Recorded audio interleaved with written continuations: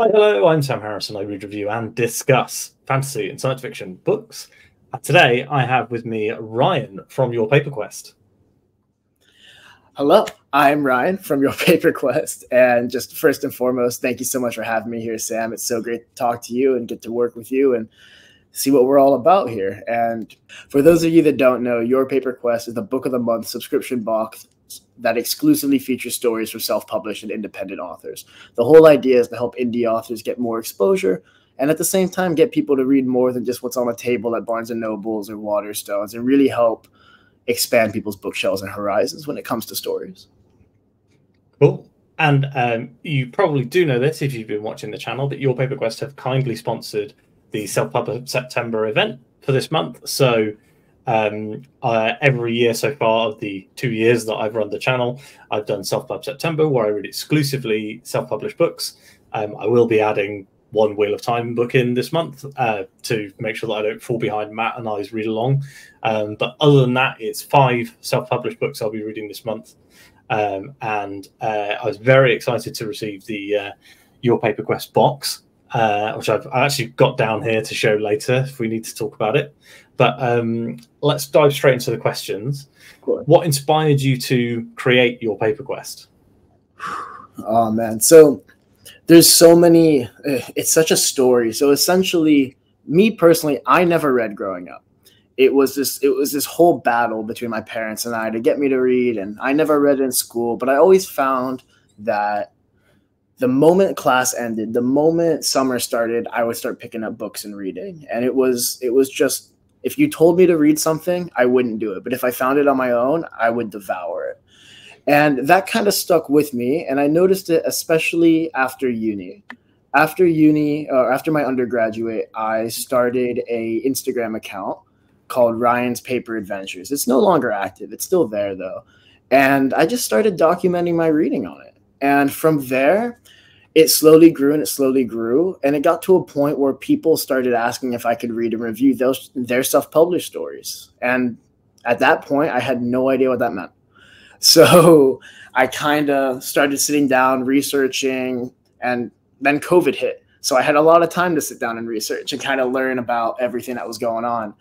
And when you take a significant amount of time like I did on Book Talk or Bookstagram or anything like that, you realize that everybody, no offense is meant in this, but everybody reads the same 15 to 20 books. Absolutely, yeah.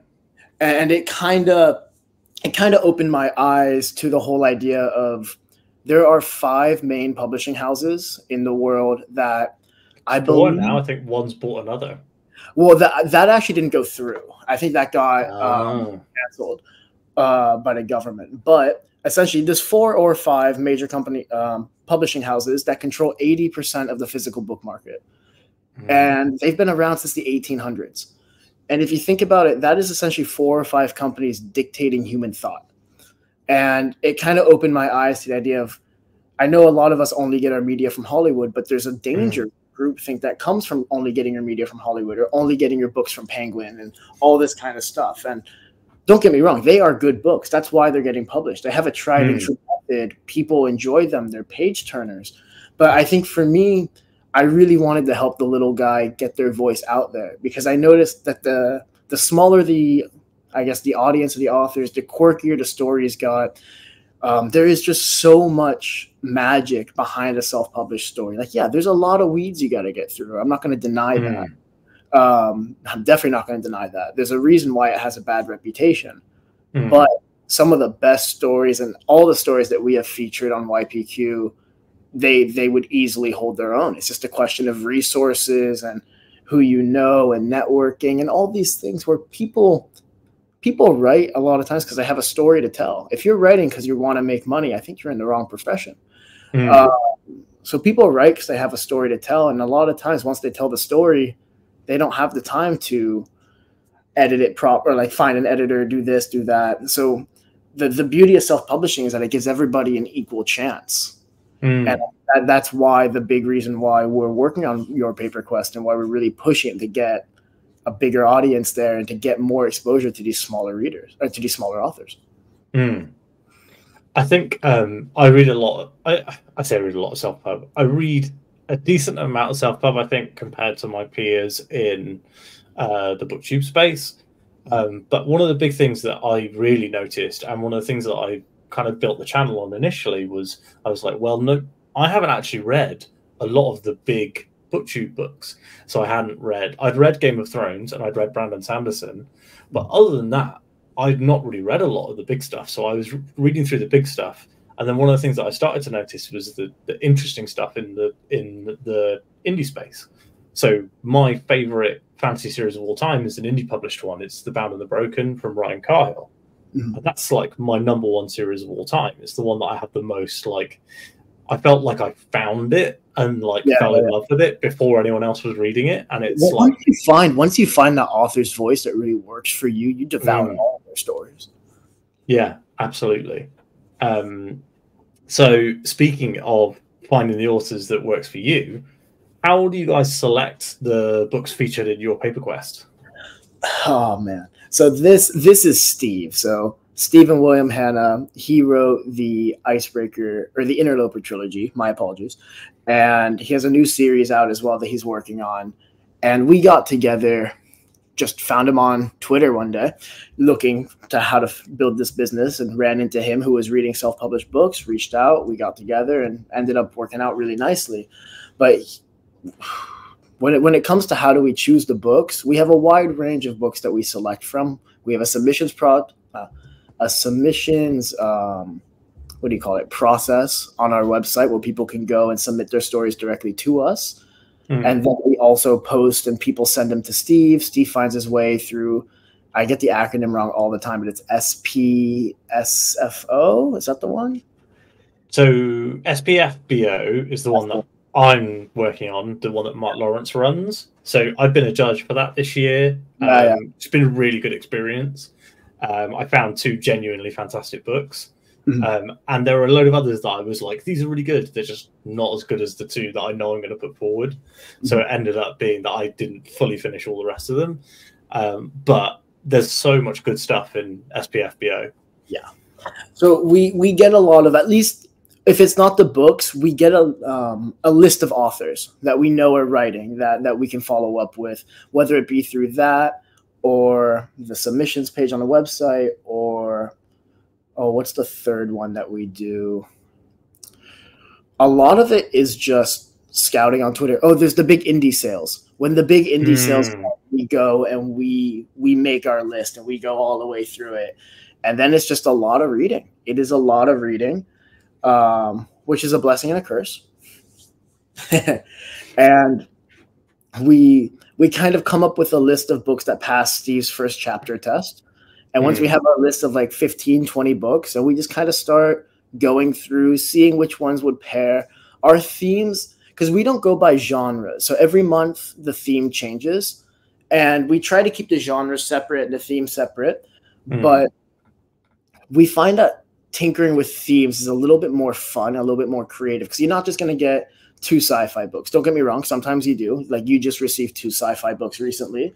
But I'll send you this following box this week, but the box that went out most recently was called Uncovering New Dimensions, and the 2 stories involved there were Duckin and Dyer, Dicks for Hire by J.M. Nair and Casual Business with Fairies by J.W. Judge. And one of them was a legal thriller about tooth fairies because they were taking teeth for nefarious reasons. And the other is this kind of interdimensional detective novel. So it was cool to find an overarching theme that connected it. Because I think less genres, we're more looking for connections between 2 stories.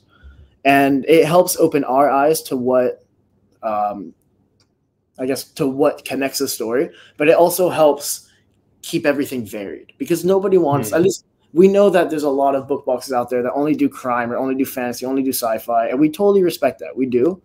I think for us, we want to be able to help as many indie authors as we can. And we want to, we kind of see our boxes as taste breakers, you know? We're asking people to come into it with an open mind. And we work really hard to ensure that each story that we do select is accessible regardless of it. Like we know some genres are more polarizing than others. Like some people really won't read romance, which we understand, but we will include novels that have a very strong romantic element without it being the full only center of the book. Like one of my favorite stories that we've included so far was Orchard of Skeletons by Eli Wilde. And for all intents and purposes, that is a love story. But it is also a love story that takes place in an environment like Cormac McCarthy's The Road. So there's a lot of other things going on there. And like I said, we like to consider these as taste breakers. We might introduce the first book of a series, but we'll make sure that that book ends in a way that isn't the world's biggest cliffhanger to force you to go buy the second book or anything like that. We might give you a prequel, or we might send you a book that has a prequel. You know, we want to make sure that you can read this as a one-off story. That's what's most important to us. And it's, I think the curation of your paper quest is one of the most interesting aspects, because obviously you guys, again, because you're curating along a theme, you're not necessarily, like you said, going to get two books exactly the same. But also, I think the curation is like, these books are tried and tested. We know they're good. Have at it, sort of thing. Well, I think the other thing with the curation process is reading is very subjective. A book that you like is not necessarily going to be a book that I like. And we know that, you know, it's hard to, especially as the number of subscribers and as the business gets bigger, it's hard to appeal to everybody.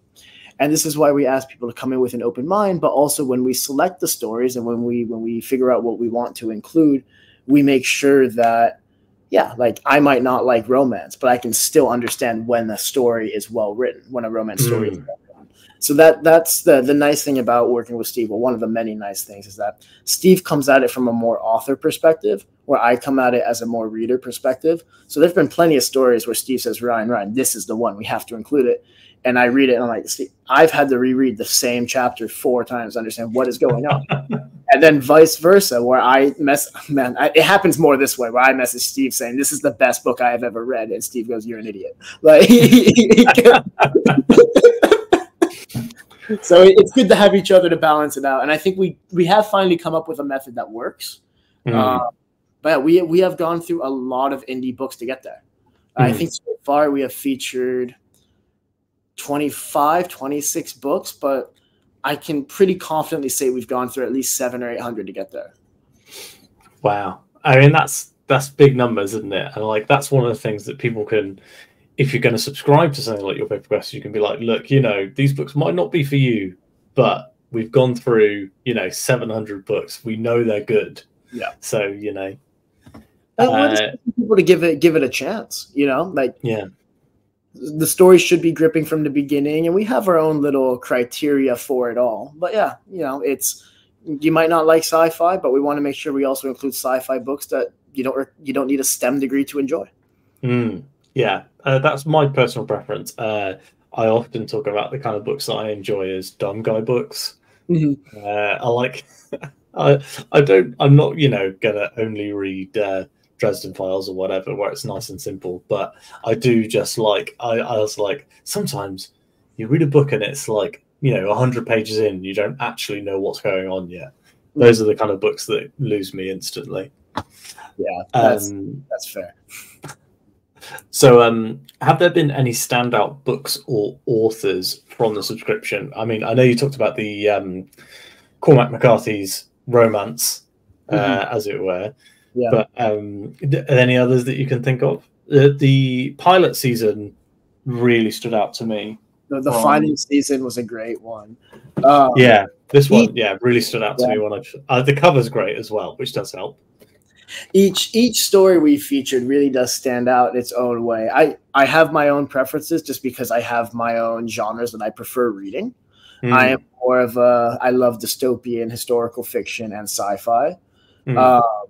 So within that, I think some of my favorites were Orchard of Skeletons, The Automaton I really, really enjoyed. And there was also a short story collection called The Man Who Married Himself that I had a great time with. But that's all our stories I completely approve of. It's more just my own personal reading style. I really gelled with those. And I think it's nuts because, especially with stories like The Automaton, they do a really good job of blending science and art and doing so in a way that anyone can understand. You don't need to have a degree in this or an understanding of that. And I think that's what a lot of traditionally published stories lack, is a willingness to see readers as more than just a client or a customer, and seeing them as this is an individual who has their own thoughts and their own understandings and can come to their own conclusions. Let's give them a book that actually tests that. Let's give them a book that lets them say, oh, I gelled with this. Or I don't like the direction he's going in that. Or I think it's important to actually have your readers question what you write and give them that opportunity. And, they're intelligent people, so treat them as so. Yeah, definitely. So one of the things I wanted to ask was more around the subscription box side than around the book side. So what role do you see subscription boxes playing in the future of the publishing industry? Ooh, it's a good question. One of the things I tell all the authors that we work with is we will never be able to replace your marketing, but we will do our very best to help supplement it. Unfortunately and fortunately, we live in an era where even this is now happening more in the traditional publishing space as well, where they want you to have a following. They want you to have a newsletter. They want you to already have proof of sales before they bring you on, which was historically what they would do for you. It's no longer about just writing a story. And I think the self-publishing model is going to be the model going forward. I get it. I'm a little bit biased, but I think everybody, unfortunately, is going to have to learn how to do it all, whether it be formatting the book, whether it be editing, whether it be marketing, whether it be writing or the cover art. I think all of that is something that's going to be in the future author's wheelhouse, or is going to need to be. Yeah, because definitely. As competition gets heavier, because realistically, when it comes to reading, the biggest thing with reading is it's a time. I'm gonna read a book, 300 pages, gonna take me 6 hours? That's 6 hours of my life, and there are so many books out there. So you have to figure out how to stand out.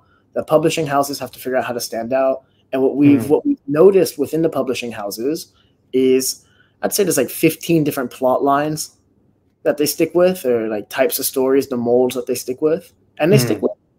And it's, from an outsider looking in, it's frustrating, but at the same time, if that's what sells, that's what sells, and that's kind of the industry that they're in.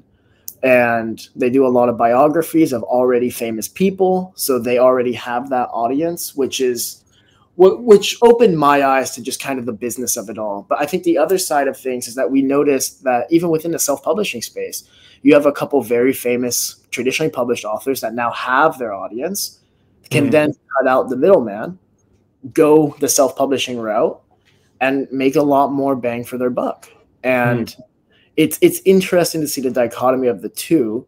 I do think that, coming back to your question, when it comes to subscription boxes in general, I think that they're going to start playing a role in terms of this is going to be a little bit pessimistic, and I apologize, but I think traditional publishing houses are going to start using them as a way to get rid of older inventory, a mystery box, this and that kind of thing. Oh, I mean, I think a few publishers already do. There you go. Because I think there is a space for it, and I think, unfortunately, anywhere that somebody sees an opportunity to make extra money, they're going to take it. And I think in terms of a business model, it's a very healthy and sustainable business model. You have people paying on a monthly basis, and it helps you create something that's longer lasting. I think for us, it works really nicely because we can continue to cater to our growing audience, and it gives us a sense of community. And I imagine with a traditional publishing house, it'll be like that, but just on a bigger scale. I think the thing that I like you were saying, is being a part of the marketing almost, or supporting those efforts, because there's so many people who make these amazing books and then kind of just sit in silence and be like, well, I've done the book, I was talking to the author of Soul Stealer, Elle McInerney, last week with an interview that's going up tomorrow as we record this, but will be up by the time this one is out. And that she and I were talking a lot about how traditionally published authors now are just having to do their own. They have to have a social media following. They have to market and sell their own books because the publisher won't. And I mean, you look at even people who are as massive as Brandon Sanderson, and I imagine one of the reasons he's massive is because he is really good at marketing. And so is his, he's set up his own business all around selling his own books. Well, and I think as we continue to, every month we have new authors and we have new stories, and we get to learn their story in the process, reviewing our personal connections with them. There is one story, I believe it was the Teddy and Barra show, where we only had 26 people signed up at this point. And I reached out to the author. I said, hey, so we ended up only with 26 subscribers. I'm so I wish we could have had more for you. And this is what helped me contextualize the environment that we're in, because that book had been out for a year and a half. And although 26 isn't very many, he told me we doubled his viewership. We doubled his readership. So at the end of the day, all of these authors, they're not in it for the money. Like, most of these authors aren't selling more than 30 or 40 copies. It's more, they want people to read their story. They want people to talk about their story. Yeah. And as the number of subscribers grows, it's like you're actually helping that become a reality. And these stories are unique. They're different. They're quirky. The amount of times where I had to put a book down and call Steve and be like, there is no way the author just did that, because they're unrestrained. They don't have an editing house saying, hey, you need to do this or you need to do that. And don't get me wrong, sometimes it's good to have those guidelines, because like I said, we've gone through a lot of the weeds, but having that that uncaged creativity and letting them just run with it is beautiful. And there aren't very many opportunities where you can see that, because even now, if you want to watch a TV show or something, there's a lot of money that goes into it. When it comes to writing a self-published book, it's a lot of time. Yeah. But it's more accessible to some people, at least. Yeah.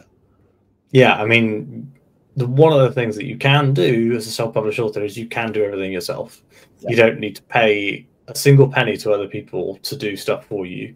I do think that, books are best built in teams and all that sort of stuff, but it's very accessible on that front, in kind of the same way that YouTube is. I do this all fully myself with the loving support of a small community and some other friends on YouTube. And I was talking to an author a while ago, and I did an interview with him because I loved his book. And he sent me a message a couple of days later. It's like, 3 people have bought the book this week. And I was like, oh, that's really cool. And he was like, yeah, I've not sold a copy since, the week it launched. So the week it launched, he sold family and friends and a few people he'd marketed it to, and then nothing. And then he was like, 3 people this week. That's the best week in months. Those numbers count. Those numbers mean a lot. It might just be 3 to some people, but that's 3 people taking the 6 hours it takes to read your book. And exactly. one of my favorite things about these indie authors, these self-published authors, is that they're very accessible. You can just if you read one of our stories, you have any questions, there's a contact. You can go on their website, you can email them, you can message them on Twitter. There is nobody more excited to talk about their books than these authors themselves. And where else are you going to get better information? You can talk to me about the book, but I guarantee you they know more about it than I do. And I think that's what makes it so nice, is that we're not gatekeeping any of this. We don't. I know that we don't tell our subscribers what stories come out until after they receive the box. But at the same time, you can just go on our website and see what we put out every month. We don't hide it. You can go. At the end of the day, if you go and you buy the book on your own because you're afraid of the surprise element of it, you're still supporting the author, which is our end goal. And I think the interesting thing as well is that you guys have the book club for members of who subscribe, and you also do the author interviews. Yeah. And I think that, like you're saying, the accessibility of the indie authors is something that I really have taken away. One of the first comments on my channel, literally one of the first ever comments, was from Philip Chase, who is a YouTuber but also an indie author. And I was reading his book and I tagged him in the description. And I think literally he was the first commenter that I didn't know personally to drop a comment on the page. And we've become friends through that. And he's a fantastic author and also a lovely person. That's always really nice to hear, because there's always this intimidation element of like, oh man, they wrote this, I'm so, don't meet your heroes kind of thing, and like I'm so nervous about this. They're people. They're excited to talk about the book. They want to talk about the book. You know how many times they would have asked their partner or parents or friends and like talk to them about it. Like having somebody that they didn't specifically ask to read their book and read their book and then come back like, I love what you did with this and this. Oh, it means the absolute world. And that's why they do it. Yeah. I mean, I feel that in my, I was talking to my wife yesterday about the outline for the book I'm writing. And I was like, oh, I've just spent loads of time on this and I've outlined all this stuff. And she was like, can we just go to bed? It's late. So, but back on the old interview questions, I can't let all of these fun ones that I've written lie down. No, please. So, what do you hope that readers take away from their experience with your paper quest? What's the goal for the kind of the impression you want people to have? That's a good question. I think the biggest one is to keep an open mind, and ultimately there are books out there that will challenge the way you think. There are books out there that just because they don't have 8,000 reviews on Goodreads or have the Oprah's book club sticker on it, they're still phenomenal stories. And I think it's one of those things where for me the biggest win has always been if a reader or if a subscriber has so for example, we did 1 month, we had the Automaton and Orphan Planet, and Orphan Planet was the first book in a 3-book trilogy. And I had a few people reach out and say, hey, I loved Orphan Planet. I bought the sequel, or I finished the trilogy. And for me, that's always been the biggest thing, because then I know that, like, yes, all these stories can be read as a one-off, but the fact that they're then going above and beyond to further support the author, they really engage with the story. It helps remind us that like we're actually doing right by the curation, and that we're not just giving people stories, they're reading them and they're thinking, oh, okay. It's a really good feedback for us. But I think ultimately for me, what I hope people take away from YPQ is that like marginalized, underrepresented voices, hidden voices, read them, Like, get out there, find something new, find something different. I think I have one of those mugs back home that's read banned books. I'm not saying YPQ books are banned, but read those hidden gems. Take a chance, read the first chapter. If you don't like the first chapter, then drop it, but give it a chance at least, because there's so many stories out there that will blow you away. Now we're around the half an hour mark. I don't know exactly how far we are in terms of actual video, but this is a great time to tell you guys about the competition that was currently running on the channel. So on the floor next to me, I have what could be your paper quest box. So this box was sent to me very kindly by Ryan and the team, and it's completely unopened. It's still got my address on it, so but it's completely unopened. So it's if you want to win this and have the same unboxing experience that I had in my unboxing video, what you're going to need to do is watch that video. That video will have a way for you to win this box, and I will send it out to you if you are one of the lucky ones who's the lucky one, because there's only one box to give away. If you're the lucky person, I will send it straight out to you, and I'll be drawing that in the first week of October once Self-Pub September is over. So if you want to be in with a chance to win this very exciting box, And if you aren't successful in winning, what you can do is sign up for your paper quest, and you can actually get a 20% discount by using my discount code. That goes 20% off your first box, which is SAM20. Just put that in when you sign up, and you'll get that discount code. And it will help out the channel because it'll tell Ryan and the guys that I am a great YouTube channel to work with. He really is. You really are. Thank you very much. And any future sponsors, please use this as a recommendation. So back to the interview, and now I've chilled a little for you. What sort of trends are you noticing in indie publishing? Is there anything that's standing out to you? I mean, if you're reading 700 books, or at least looking at 700 books, are you seeing anything in particular jump out? Like, oh, these types of stories are coming through, or is it just a real diverse world out there? That's a great question. That might be a better question for Steve, because he's the one doing the bulk of the reading. But I know from my experience, there is a lot of romance within the self-published author space. Some of it can get a little bit borderline, which still great stories, but we try to stay away from because we focus on accessibility, and that kind of stuff might not be as accessible as others. There always seems to be a kick for fantasy, sci-fi, and romance. So that seems to be what's most popular in the self-publishing space. And I think the amount of stories that we have from those genres is reflective of that. But there's still some great historical fiction and this and that. And I think what it does is, because, for lack of a better word, there's an inundation of a couple specific genres in the self-publishing space. When somebody writes a less popular self-published genre, it stands out, at least to me, so much more. Right? Breath of fresh air is the wrong word, but it does stick out when somebody writes something that I would just never have expected somebody to write. Like, I think I just finished a historical fiction novel a few weeks ago, and I read the whole thing in one sitting. I couldn't put it down, and that's always a promising sign. Well, we'll look out for some historical fiction. I guess. Exactly that. I'm not going to spoil the title of that one. We'll have to wait. Everyone will have to subscribe to see what it is.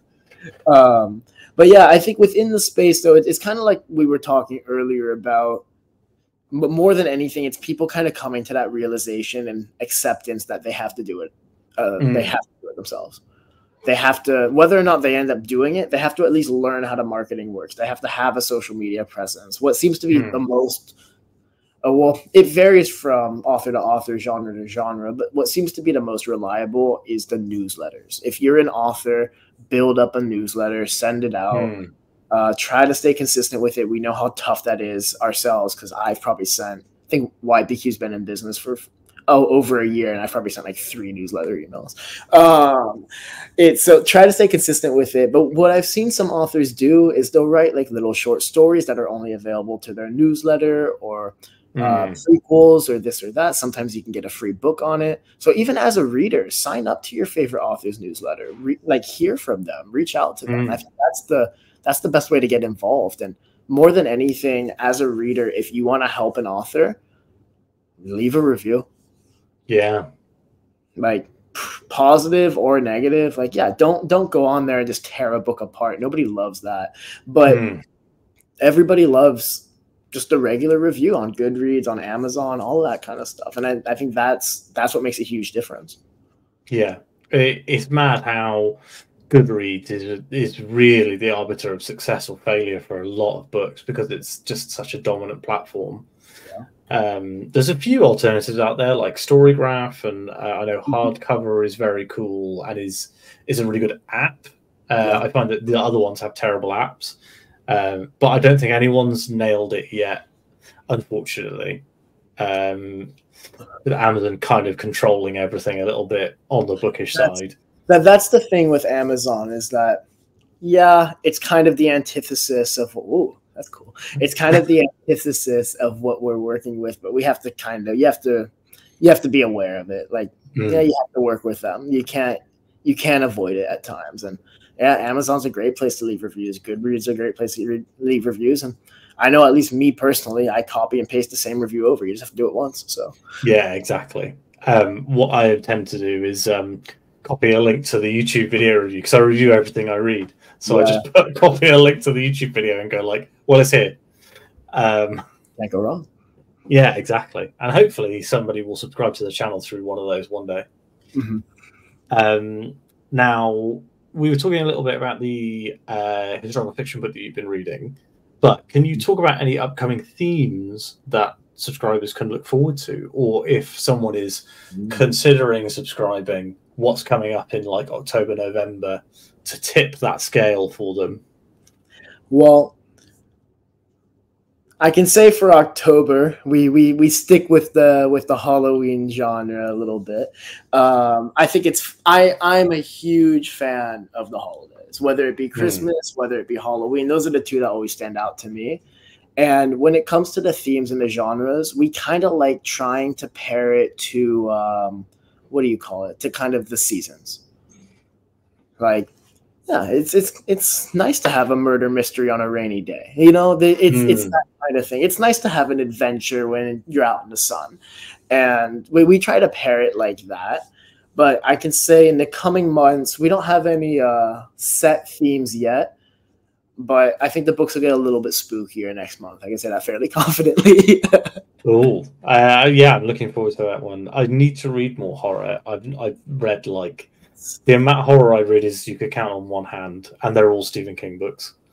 See, I never read horror because I never watched horror. So it's been an interesting thing for me to get involved in because I scare pretty easily. So I can see something. I can see something as like, oh, this is terrifying. And Steve's like, that's a young adult novel. I'm like, okay, great.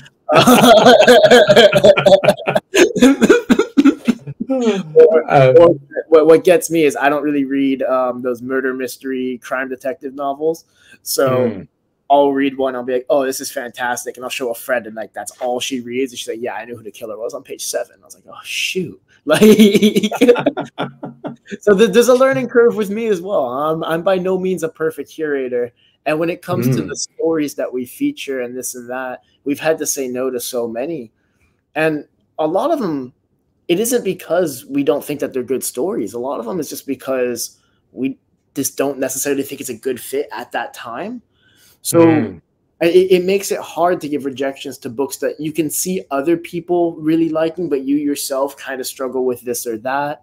And the other thing is that we can't feature books longer than like 350-ish pages. Part of that is the packaging. Like you have to mail the books, and books that heavy, they get large, they have to fit a specific size.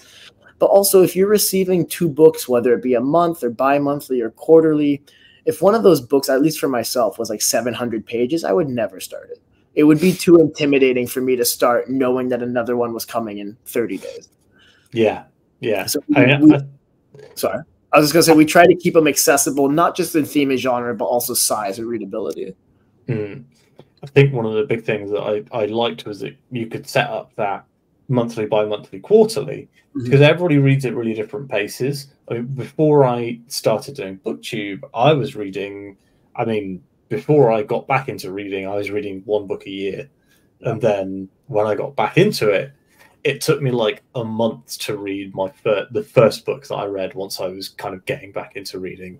And then it sped up and sped up and sped up. But if I had had a subscription, piling up, I'd have felt like pressure. Whereas being able to go like, I'm just getting back into reading, I don't know what I want to read, I'm going to let someone else make the choice for me, and getting an achievable amount of books in the post is quite a cool idea, I think.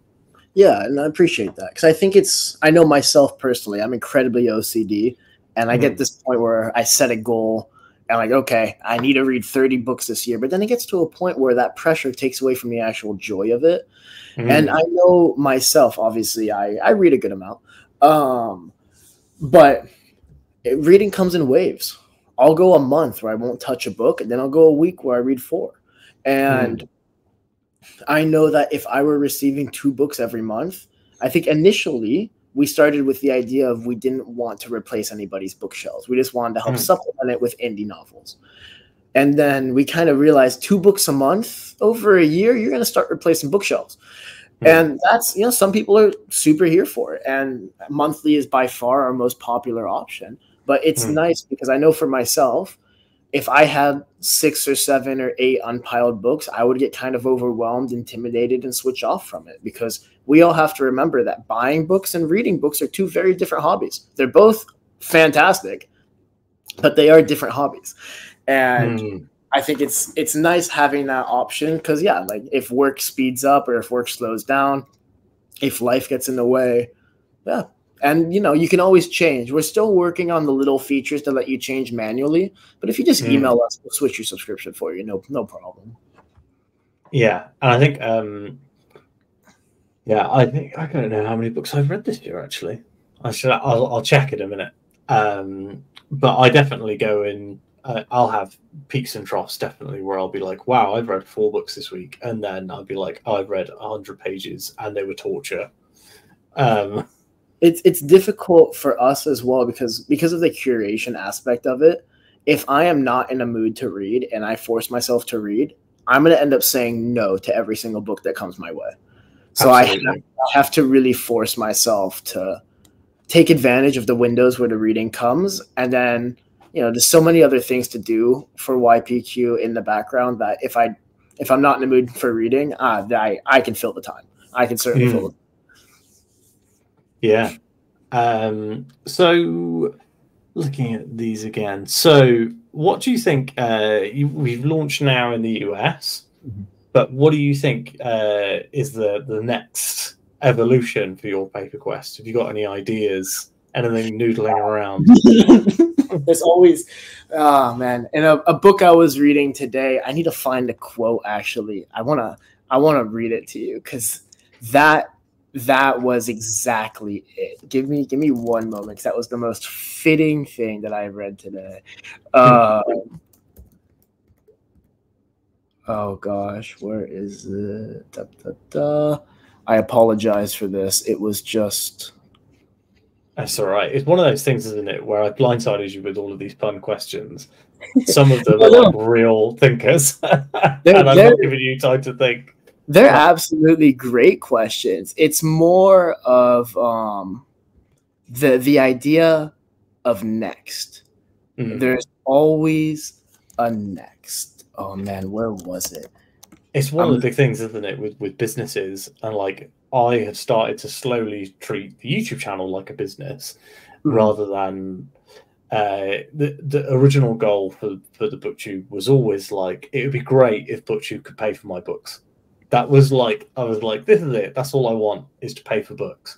And then I'm like, well, actually, I really enjoy making the videos and I like the community. So I would like the community to grow. So that means I need to be better at BookTube. And then that's kind of, it's all kind of spiraled together. And so I think, I often think about like, oh, what am I offering to subscribers now? What could I offer potentially in the future? And I had some fantastic ideas that were a bit more labor intensive, and then went and had a second child.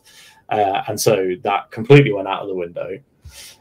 So I found this section, and it goes, it's about people kind of traveling around. And one guy goes, where do you think you might be heading next? Will you be heading back to your job in the city? He couldn't help but feel a wry smile shoving onto his face at that. Next. There was always a next.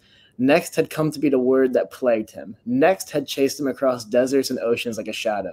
There was no escaping next. I found it really interesting because, like, you're right. Like, what is next after opening in the US? And man, I would say getting people signed up from the US, but I think as we continue to expand and grow, as volume gets larger, it'll be easier to ship to the EU and stuff like that. But I think within the US, it will be doing more marketing outside of just meta ads and stuff like that, like being more creative with marketing. And frankly, expanding the team a little bit is kind of what's next on my immediate agenda, because it's just too much for 2 people at the moment. Like, where you have to deal with the logistics, because we actually print the books ourselves. So when you deal with the logistics of that and coordinating the packaging and all the notes that go inside and everything, it can just become a lot at times. And it's very good work to be doing. I'm very grateful to say that that's what I do. But I do think that there needs to be a little bit more balance in my life personally right now. So I think that's what's next, is figuring out how to kind of create a firmer foundation before continuing to expand. But I'm really grateful that we finally got it operating in the US, because that's been something I've been wanting to do for ages and just couldn't quite figure out how. But it's finally come together. So sorry for like the 5-minute tangent on the word next.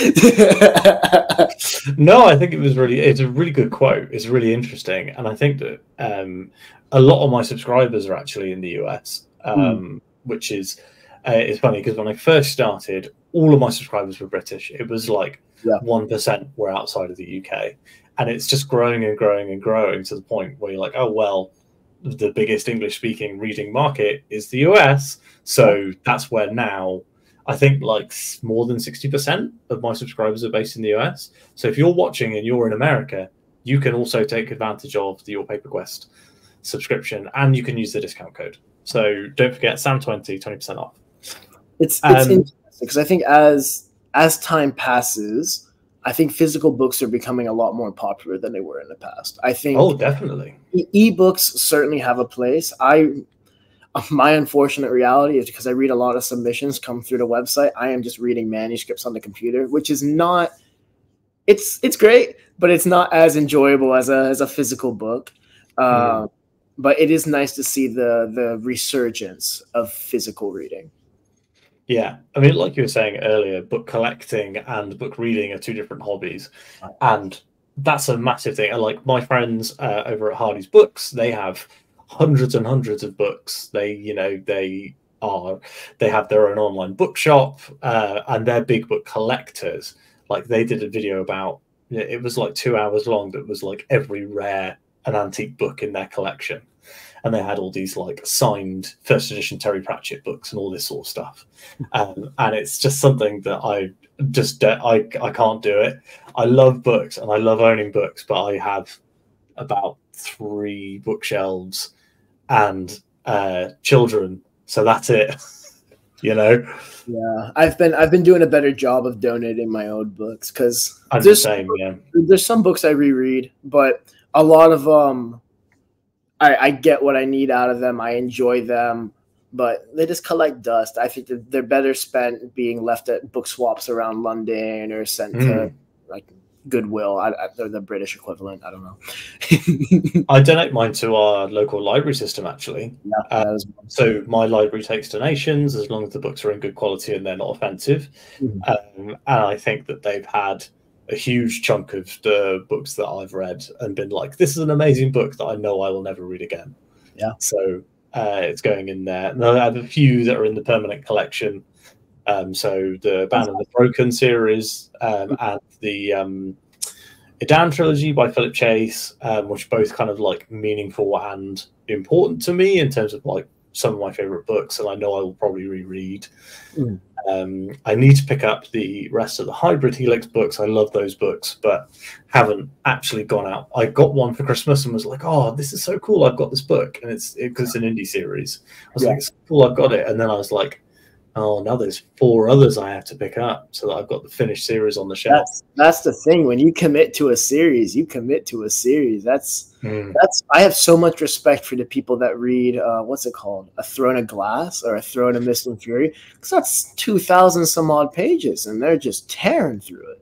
It's, as somebody who personally gets overwhelmed when a book's over 400 pages, I admire that so much. Well, I've got The Return to Idan is on the sofa behind me. You can't see it, but it's like this thick. And I'm 7 books in now to Wheel of Time, when each book has been, the minimum is 600 pages. That's the shortest one. Well, that's Steve. When Steve wrote the Interloper trilogy, each book's about 300 pages. He wrote and released them all at once. So he essentially wrote a 900-page novel, split it into 3, and sent it out there. And that's That's one way to release your first book like that. Yeah, it's a very cool idea. I think, you know, Sanderson with the Stormlight Archive, those books are all like 1,100 pages. But actually, he writes 3 novels and then he just merges them together. So each like viewpoint is a novel, and then he'll just put them all together. And I think that's a really cool idea. I think Brent Weeks also did years and years ago did a fantasy series that was released all 3 books were released 1 month after the other, and they were traditionally published. But he just went to his author and he's like, "Well, I've got 3 books. When do you want to put them out?" I think it's really interesting, and I never thought about this before I met Steve, before I started YPQ and everything, the marketing that goes behind a series versus a standalone book. Because if you write a series, let's say you write a 5-book series, you only have to market your first book. Yeah. And then people read the first book, and if they like it, then that's your positive feedback. They get the second. If they like it, that's your positive feedback, the third, the fourth, the fifth. And I found that to be such an interesting thing that completely went over my head. The whole idea of you get your feedback and it's more effective marketing. That being said, I am a huge fan of a standalone series, of a standalone book. It's hard for me to commit time to a series, but it is just a random fun fact I found really interesting when I started this and kind of really started getting involved within the indie space and the book space in general. It's really interesting. If you look at Goodreads reviews for books, the first book in the series is always the worst rated, but fans of the series will often tell you the first book is the best one, and the first book's going to be the worst rated because all the people who don't like it don't read book 2. So book 2 should be much better rated. It's a tough one because book 1 has to set. You have so much world building to go in book 1 versus book 2 and 3, 4, and that's what makes it hard. It's finding that balance. Yeah, there's a few books where I've been reading the first book and been like, there's too much world building and there's not enough story here to tell me, you know, like what I should expect, where it's going, you know. There's a few books like that I persevered with and loved. So like Shadow of the Gods by John Gwynne is very heavy world building at the beginning, but then once you get into the story, I was like, wow, this is like one of the best books I've read. Yeah. But then you have others, you know, like the Adan trilogy, which really hits the ground running quite quickly, which I really liked. Basically the inciting incident is in like the first chapter, so everything pivots off of that, which is really good. Well, that was the book that kind of started this all for me. Was on my way to my undergrad, I picked up The Martian at the airport. And this was before it was a movie, anything like that. And well before I knew that it started as a self-published online blog, right? And that's the model, right? That's the goal. When it comes to a self-published book like that, it becomes like, you know, it really sets the tone of you can achieve, you know, it can happen. But that one had me gripped from the start because it starts in such a, well, I'm screwed. And here's why. And that always just works really, really well for me. But it was really cool to see kind of the framework for self-published success then, and see how that might differ today. Because there are a couple really famous self-published authors that started as like web series and this and that, but I don't know if that model is still as prevalent today as it was then. Yeah, I'm reading a web serial at the moment, The Wandering Inn, which is I know, popular. 12 million, 13 million words or something incredible. Yeah, I think it's something insane. I've switched over from reading it on the website to reading in the ebook form, and I was like, oh, the ebooks, you know, there's 14 ebooks out, and there's one more coming out, and I was like, oh, that's pretty cool. That's must be, you know, the mega long series. And somebody in my comments was like, just FYI, the 14th ebook is not even halfway through the currently released stuff. And I was like, oh my God. That's crazy. No, I was recently tipped off to it, and I need to sit down and do a bit of a deep dive because they sound like a really, really interesting project that they're doing. And it'd be cool just get to know them and see what's going on there. So the interesting thing as well about Wandering Inn is that the author writes it live for patrons every week. So they write a chapter every week, and the patrons can watch their Word document as they write it, which is, I think, the most insane thing I've ever heard. That is Oh, wow. I couldn't imagine something like that. Talk about being able to write under pressure. I work in marketing, right? And I had an intern this summer, and I was teaching her about copywriting. I was copywriting in front of her a blog, and after a couple of minutes, I was like, "Can you like look away for 5 minutes so that I can finish this, and then I can go back and we can talk about it." But like, I can't imagine fiction on the scale that where they're writing, 10,000 words a week in these chapters. It's absolutely insane. I mean, if it works, it works. They've definitely created a community behind it, though. It's massive. The Discord for the Wandering Inn is bigger than like every Discord that I'm in, including some of the biggest booktubers on the planet. It's insane. But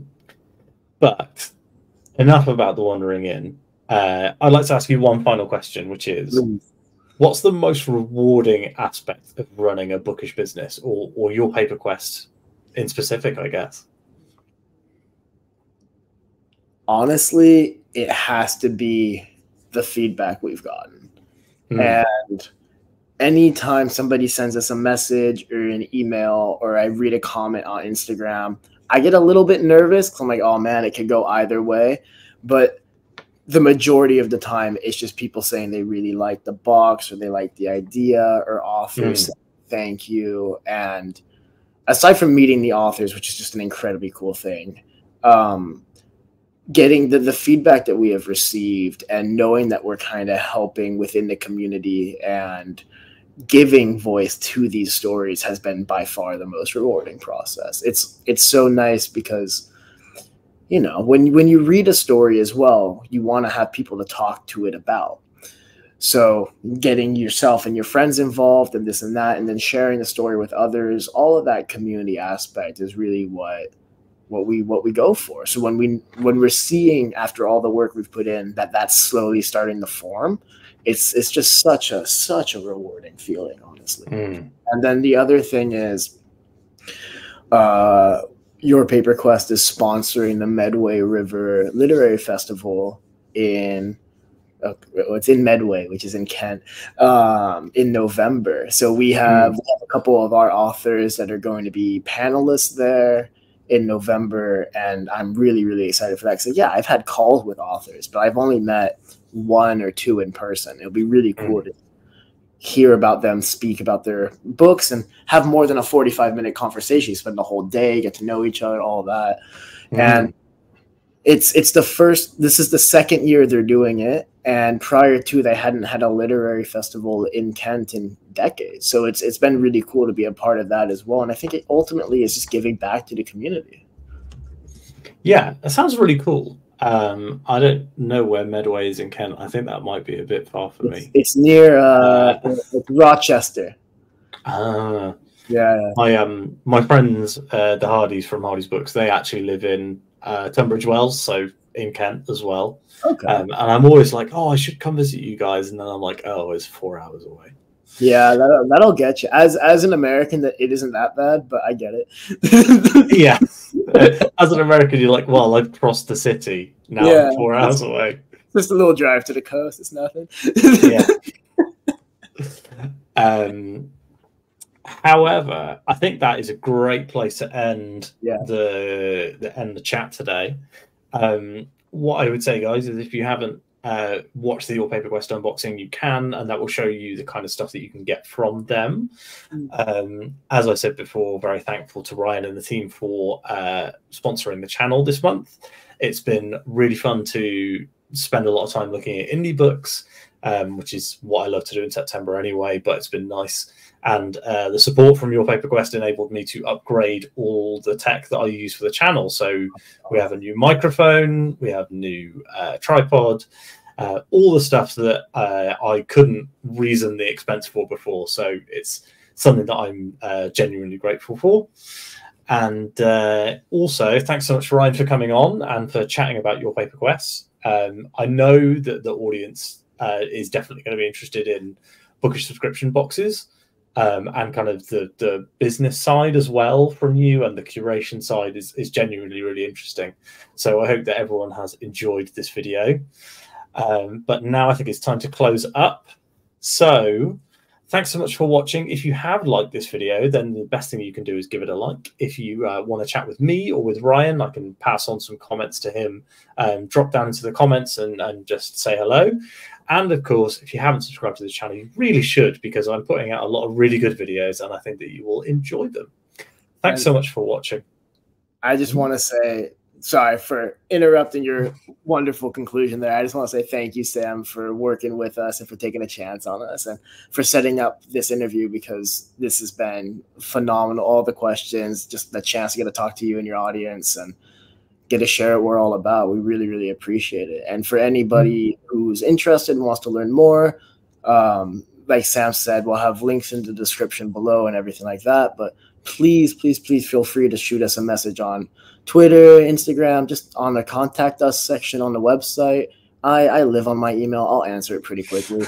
I love hearing from you guys, and any feedback you guys give is always really positive for us. So just thank you all again so much, and thank you to Sam for making this all happen. Well, thanks again for coming on today, Ryan. And one last thing, everyone, is I'll speak to you tomorrow. Bye. Take care.